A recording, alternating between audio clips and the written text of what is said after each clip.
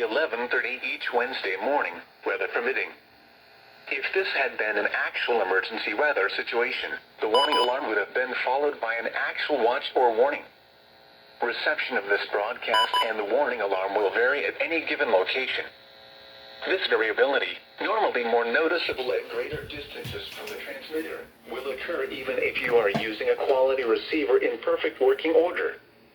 To provide the most consistent warning service possible, the warning alarm will normally be activated for warnings in selected watches within a 40-mile radius of Columbus. This area includes the following counties within the Columbus listening area.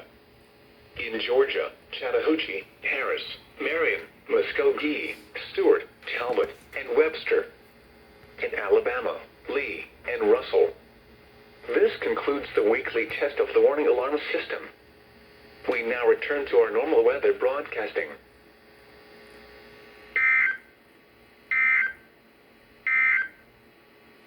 Here is the hazardous weather outlook.